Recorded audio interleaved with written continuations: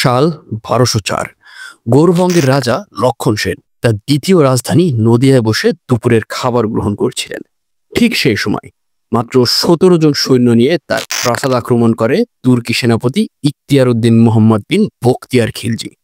লক্ষণ সেনকে পরাজিত করে বাংলায় সর্বপ্রথম মুসলিম শাসন কায়েম করেন।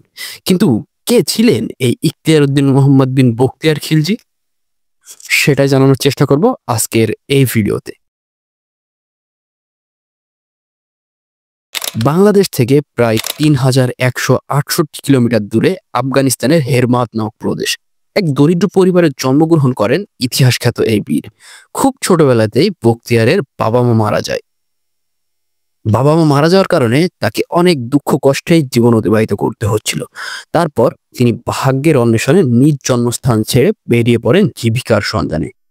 তখন ঘুর সাম্রাজ্যের রাজা ছিলেন মইজুদ্দিন মোহাম্মদ ঘুরি। বখতিয়ার খিলজি মোহাম্মদ ঘুরির সেনাবাহিনীতে যোগ দিতে চাইলেন, কিন্তু মোহাম্মদ ঘুরির সেনাদলে যোগ দেওয়ার শর্ত ছিল যে থাকতে হবে নিজস্ব ঘোড়া অথবা ঢাল তলোয়ার। কিন্তু দরিদ্র বখতিয়ারের কাছে এর কোনোটাই ছিল না, তাই তার মোহাম্মদ ঘুরির সেনাবাহিনীতে যোগ দেওয়া হলো না। কিন্তু তিনি দমে যাননি। কিছুদিন পরে তিনি পায়ে হেঁটে আফগানিস্তান থেকে চলে আসেন দিল্লি এবং দিল্লির শাসক কুতুবউদ্দিন আইবেকের দরবারে উপস্থিত হন। কিন্তু তার ভাগ্য সেবারও সহায় হয়নি। কুতুবউদ্দিন আইবেকের সিপাহীরা তাকে দরবারে ঢুকতে দেয়নি। অবশেষে পাশের এক রাজ্য বদায়ুনের সেনাবাহিনীতে যোগ দেয় এবং দৈনিক বেতনে চাকরি করার সুযোগ পায়। সেখান থেকে বখতিয়ার খিলজির উত্থান শুরু হয়। তার বীরত্বের কথা আলোর গতিতে ছড়িয়ে পড়ে। এরপর তিনি অযোধ্যায় চলে যান এবং অযোধ্যার শাসক প্রচন্ড আস্থাভাজন হয়ে ওঠে।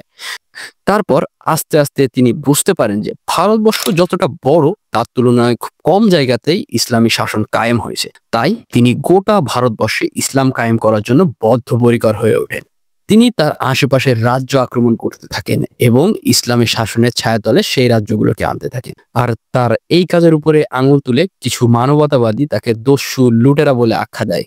কিন্তু সকল ঐতিহাসিকগণ স্বীকার করেন যে তৎকালীন অধিকাংশ রাজাই ছিল অত্যাচারী এবং ভোগ বিলাসে মত্ত। সেখানে বখতিয়ার খিলজি সেই রাজ্যগুলোকে দখল করে সেখানে নানামুখী উন্নয়নমূলক কার্যক্রম চালু করেন এবং সুশাসন প্রতিষ্ঠা করেন, টাকশাল নির্মাণ করেন, জমি সুষ্ঠু বন্টন করেন, সেচ প্রকল্প চালু করেন। তিনি শুধু তাদের উপরেই তলোয়ার চালানোর হুকুম দিতেন যারা তার উপরে আক্রমণ করতে আসতো।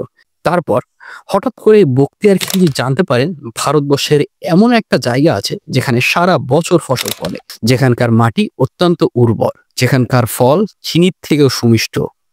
সেই রাজ্যের নাম গৌড়বঙ্গ, যাকে বর্তমান বাংলা বলা হয়। তৎক্ষণাৎ বখতিয়ার সিদ্ধান্ত নেন বাংলায় অভিযান চালাবেন। তখন বখতিয়ার খিলজি অবস্থান করছিলেন বিহারে। বিহার থেকে বঙ্গে যাওয়ার একমাত্র পথ ছিল এই নদীপথ। ফলে তিনি এবং তার বাহিনী দীর্ঘ ৩ মাস নৌকা ভ্রমণ করে বাংলায় আসেন। তৎকালীন সময়ে বাংলার রাজা ছিলেন লক্ষণ সেন। বখতিয়ার নৌকা থেকে নেমে তীব্র গতিতে ঘোড়া ছোটালেন নদিয়ার পথে, যেখানে অবস্থান করছিল বাংলার রাজা লক্ষণ সেন। তিনি এতটাই ক্ষিপ্র গতিতে ঘোড়া ছুটিয়েছিলেন যে মাত্র ১৭ জন সৈন্য তার গতির সাথে তাল মেলাতে পেরেছিল এবং তিনি লক্ষণ সেনের প্রাসাদের সামনে এসে উপলব্ধি করেন যে বাকি সৈন্যবাহিনী তার পিছনে পড়ে গেছে। কিন্তু তিনি বাকি সৈন্যদের জন্য অপেক্ষা না করে সেই ১৭ জন সৈন্য নিয়েই আক্রমণ করেন। কিন্তু লক্ষণ সেন আক্রমণের খবর পেয়ে কোনো প্রতিহত না করে পিছনের দরজা দিয়ে পালিয়ে যায়। এভাবেই বাংলায় মুসলিম শাসন কায়েম হয়।